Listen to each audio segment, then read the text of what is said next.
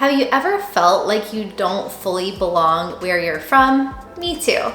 But maybe there's somewhere else in the world where you would fit in better, or maybe your home can be a collection of places. There are many types of travelers in the world.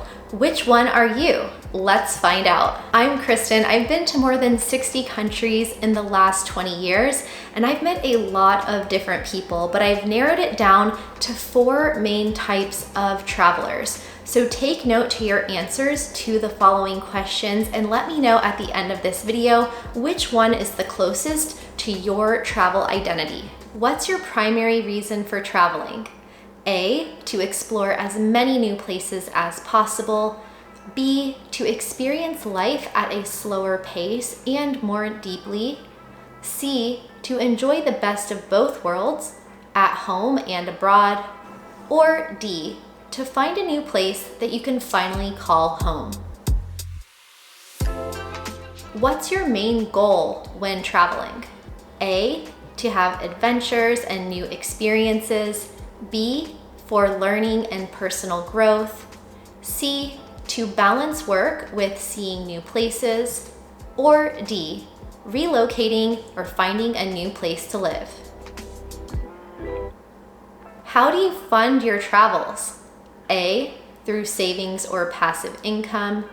B, through freelance gigs or remote work. C, you typically work seasonally or save up money between trips.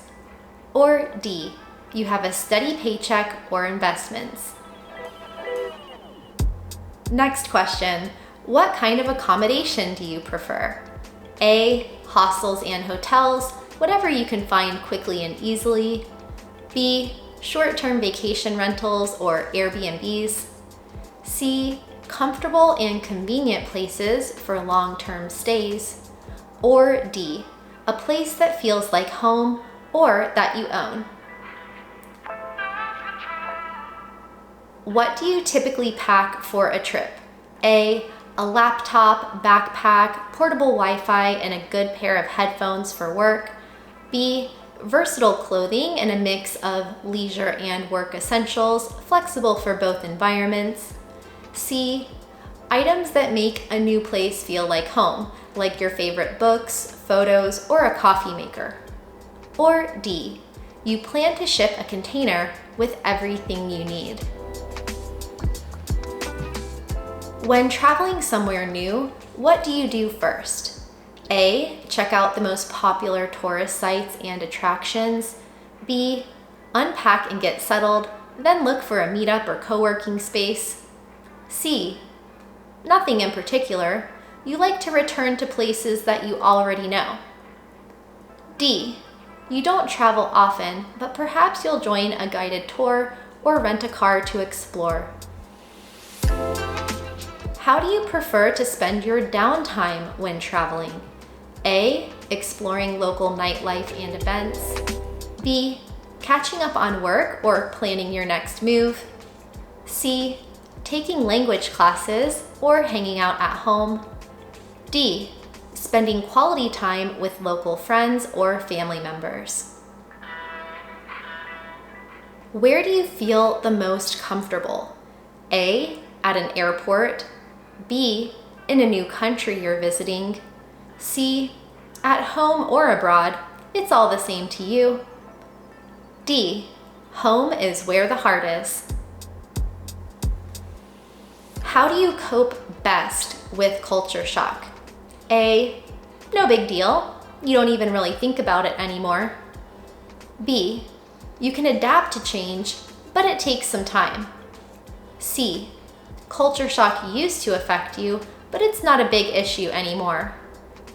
D, you prefer to have years to learn the language and integrate with a new community before you feel comfortable. Next question, what does a typical day in your life look like? A, no 2 days are alike. B, you start your day with a slow morning, then maybe work for a few hours. C, it depends where you are. Sometimes things are boring and sometimes life is exciting. D, you tend to follow a set daily routine. If you could travel anywhere in the world right now, where would you go? A, Bali or Southeast Asia. B, Europe. C, Latin America. Or D, you're happy where you are right now. Which set of emojis is most like you?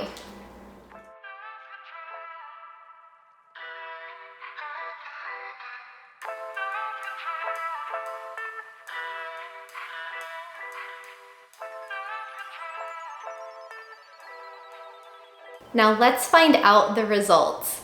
If you answered mostly A's, then you're a free spirit.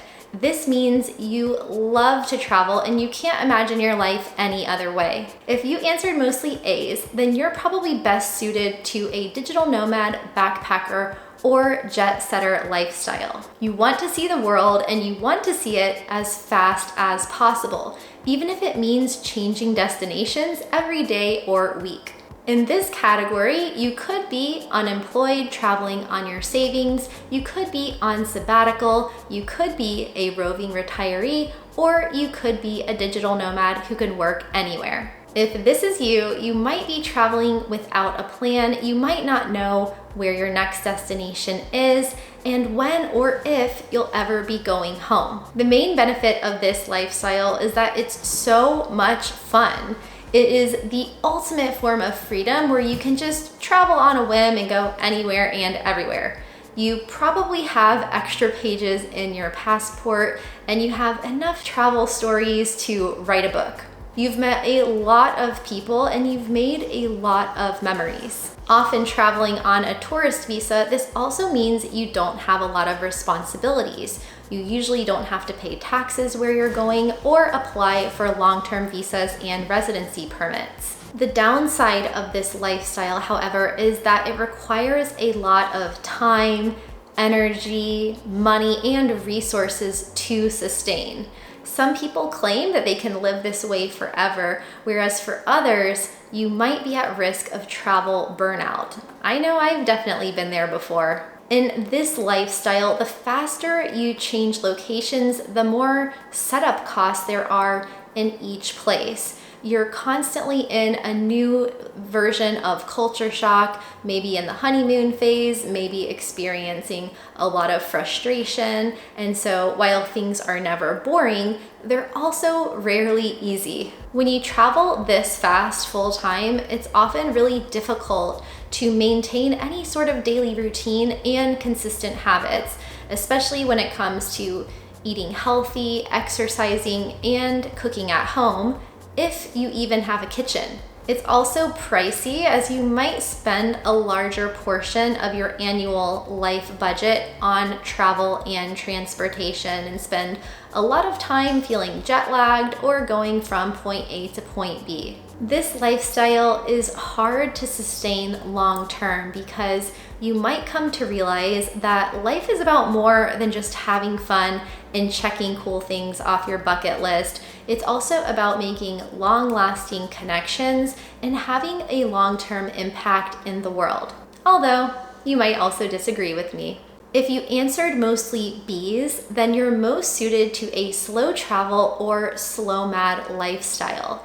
Whether you're a digital nomad working remotely or you're a roving retiree, you still love to travel, but you're just not in a rush. There's no exact definition of what slow travel means, but that's the beauty of this lifestyle, that you can make it whatever you want. For some people, slow travel is moving around every month. For others, it's 3 to 6 months. And for other people, it's staying somewhere for 1 year or more. So ultimately, the decision's up to you.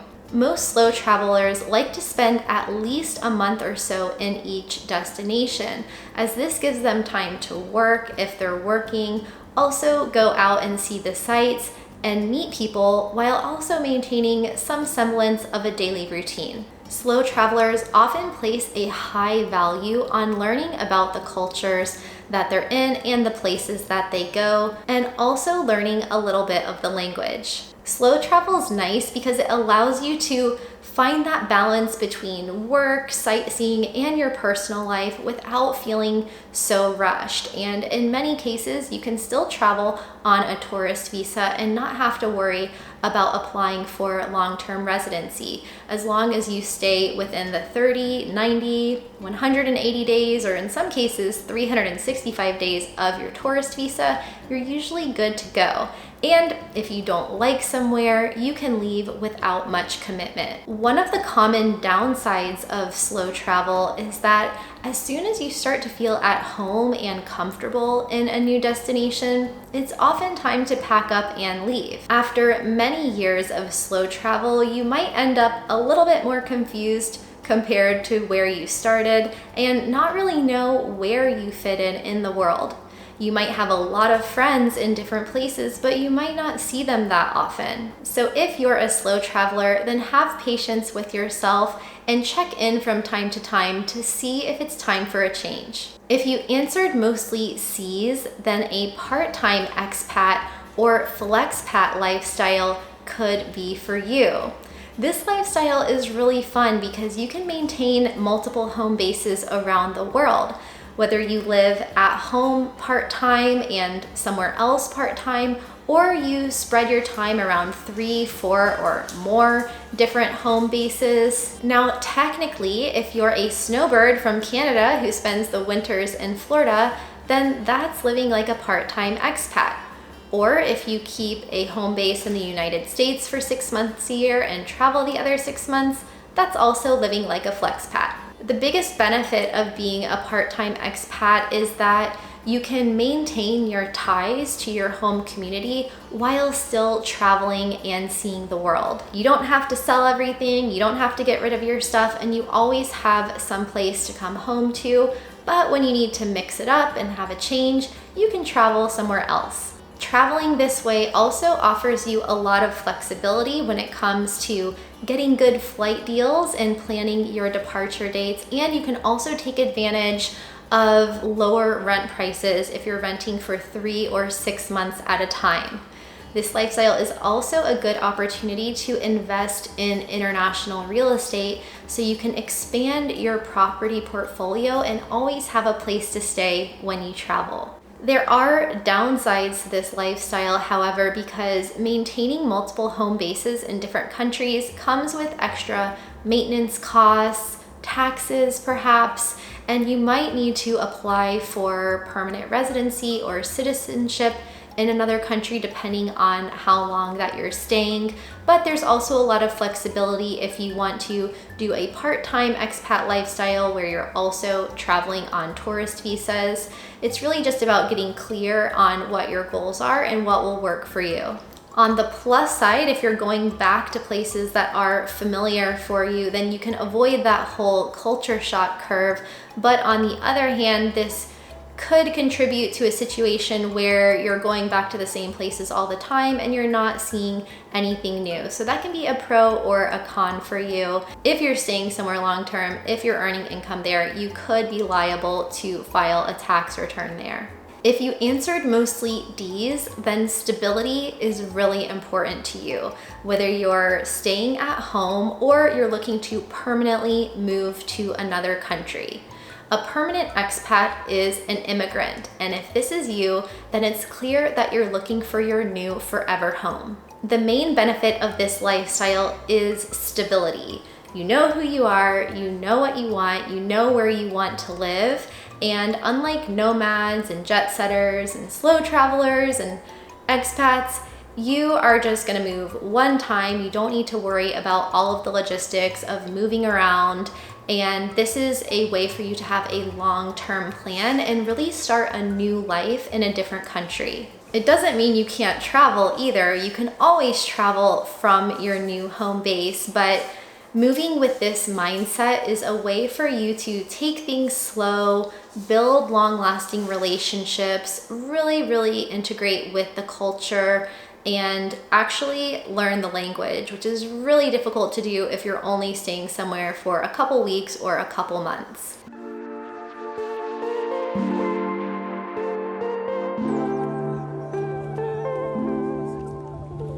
As an immigrant to a new country, you are accepting and adopting the culture there. You're really stepping into a new version of yourself, and you don't forget who you were before, but you're basically just starting a new life and a more layered identity. Like everyone else, you'll also experience a bit of culture shock at the beginning, but since you're going to be staying there permanently, you can ride those culture shock waves and feel at home before you know it. As a permanent expat or immigrant, you have a new life in a new place. You have your favorite restaurants, your friends, you know your doctor. It's basically real life, just in a different location. But the downside of this is that you lack that flexibility that the other types of travelers have.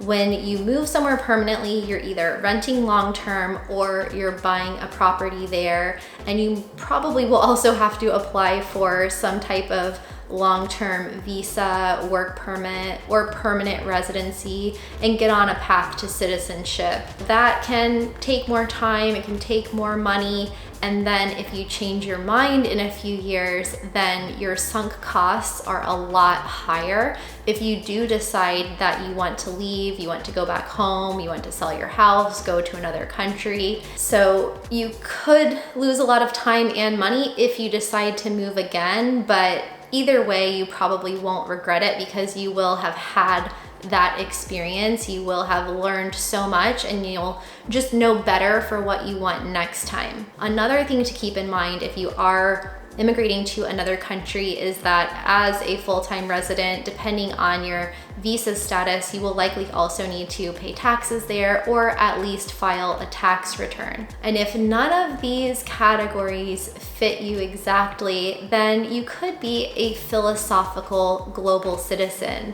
Now, anyone can be a global citizen. It's really all about your mindset.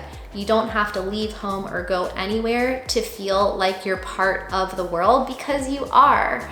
Being a global citizen today is all about your mindset. Socrates once said, "I am not Athenian or Greek, but a citizen of the world." And that is timeless, lasting wisdom that I think we can all relate to. Now, you can also be a different type of traveler in different phases or seasons of your life, or you can be a combination. So let me know which type of traveler you are in the comments below. And if you want to know about some amazing places that you can live in the world, then check out this video next. And if you want to know if you need a visa to travel, then watch this one.